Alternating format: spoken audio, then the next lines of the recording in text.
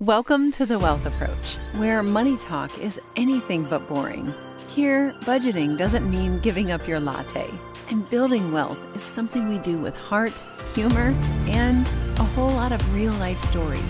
Join hosts Megan Kowalski and Kristin Donnelly, wealth advisors, moms, and your monthly guides to smarter finances, as they share honest conversations, practical tips, and strategies that make sense for real life. So grab your coffee, your car keys, or your favorite cozy spot, and let's talk money.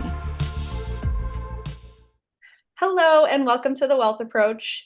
It is February, so Valentine's Day should be just around the corner, depending on when you are listening. This episode today we are covering is what is your financial love language? So many of you may know your partner's love language, those 5 kind of main love languages that we all tease each other about. But what we actually think is even more important than knowing your partner's love language is knowing their financial personality.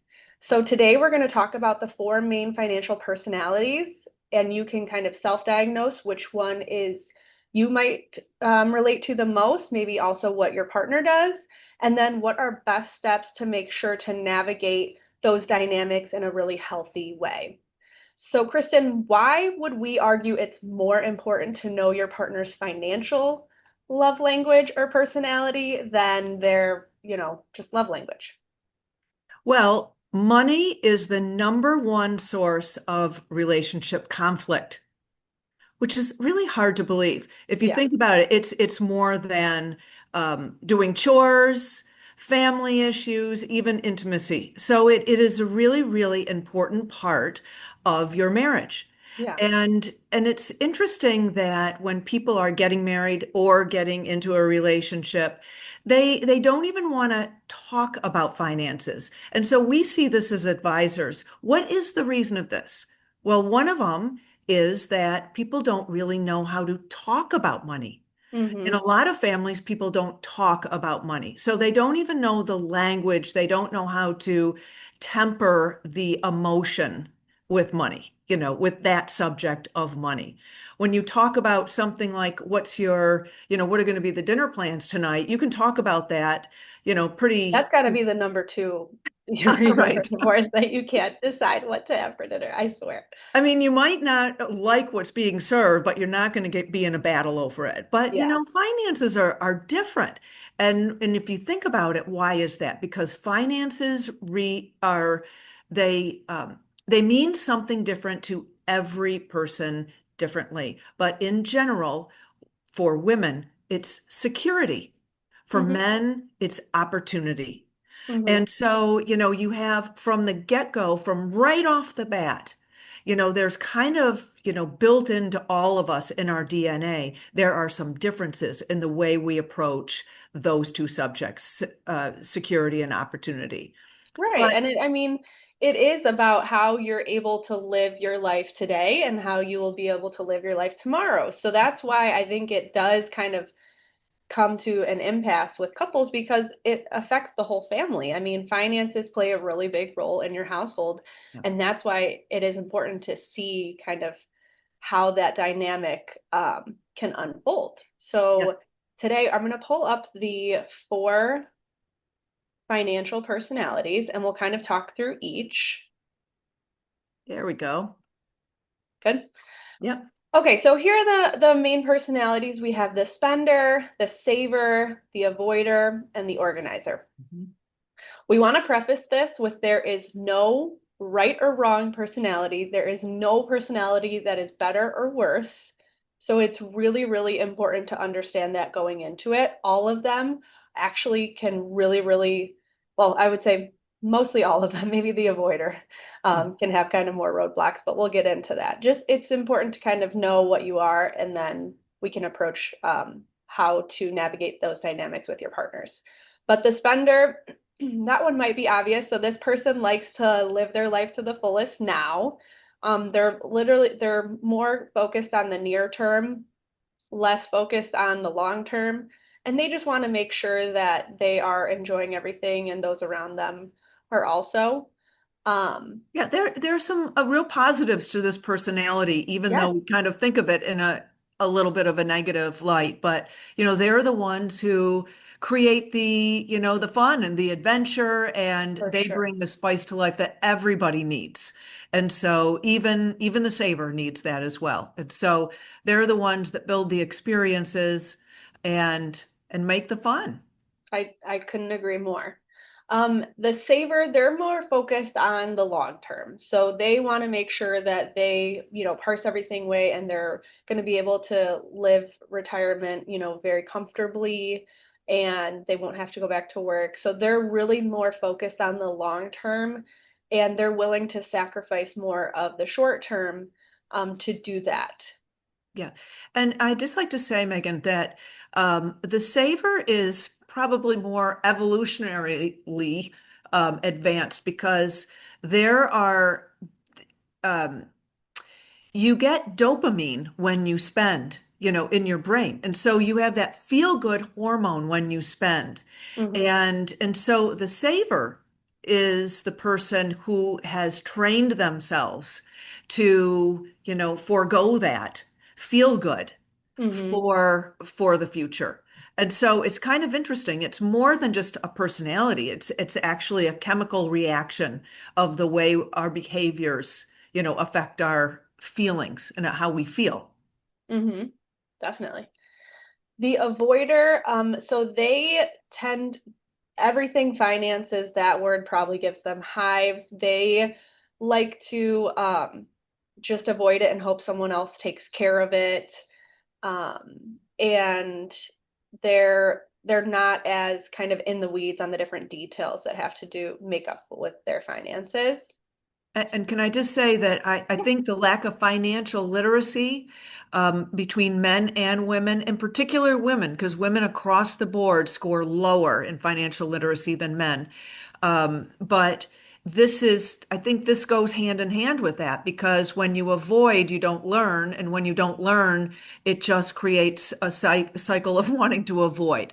And Right, so, when you just feel less and less comfortable on the topic. And mhm, I think the other thing is you might not have been an avoider, naturally, but you might have a partner who is a very strong organizer, which will go into the next one. And so you kind of feel like they've got it, which is great. But the problem with avoiding it is you're going to get less and less comfortable with the subject. And over time that can hurt in different ways for you personally. So that's where we just want to make sure you try to continue to stay involved so that you're still very comfortable with all the topics that relate to your family. mhm. The organizer, so this is the person that probably has a spreadsheet for everything.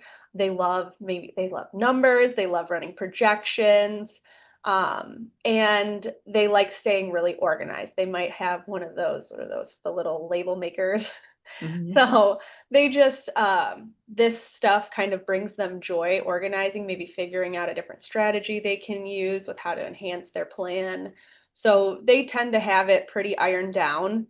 But again, kind of the dangers, at least from their partner's perspective, is they might feel left out because they're so driven and want to just keep moving ahead with the next phase of their plan, but they might not be including their partner as much as they should to make sure it is a plan that both of them have like co-created, not just solo.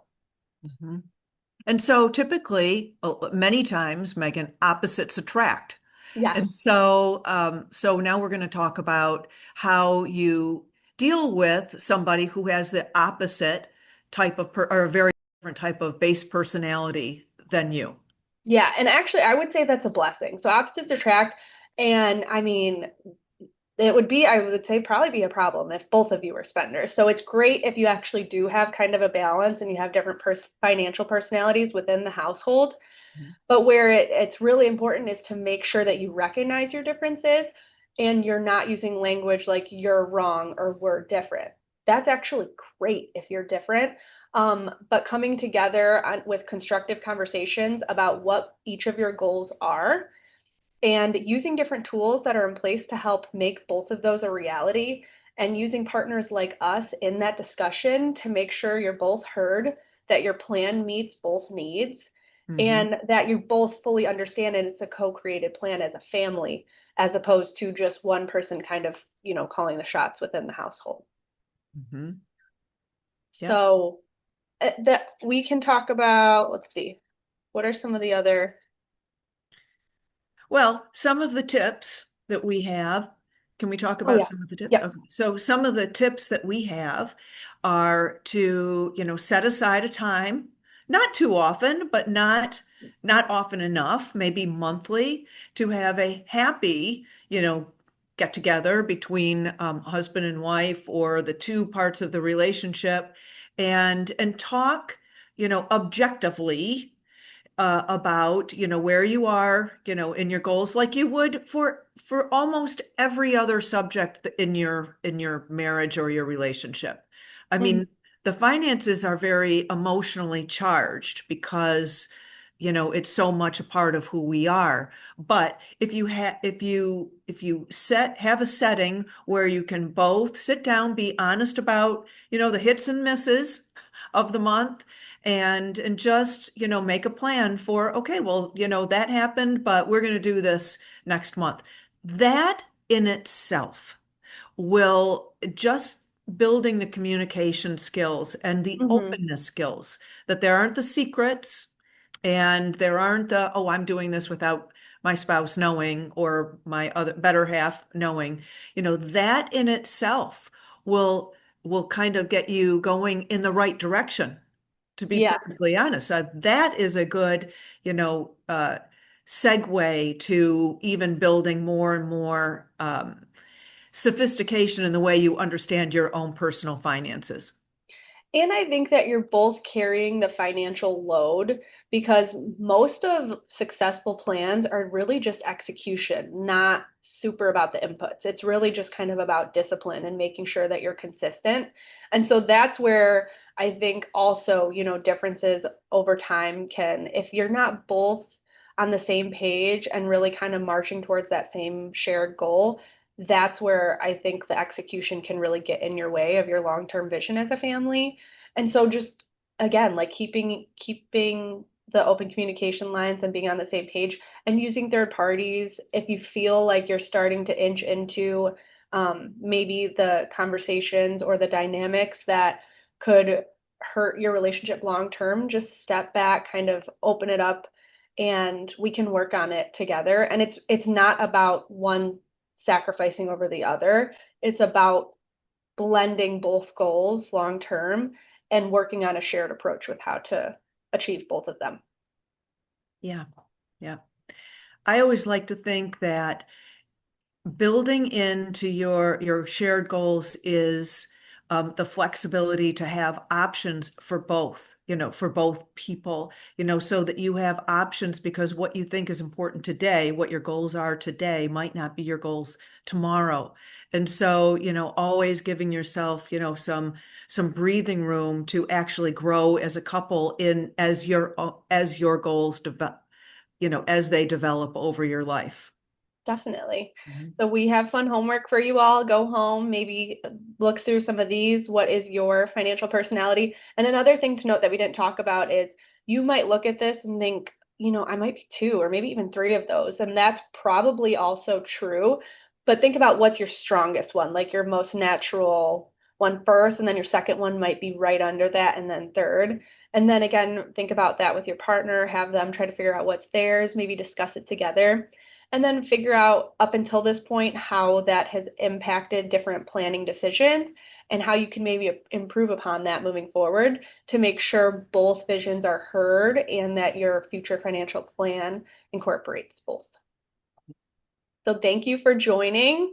We thought this was a fun one, so we hope you did as well. Let us know what you think, and we'll see you soon. Bye.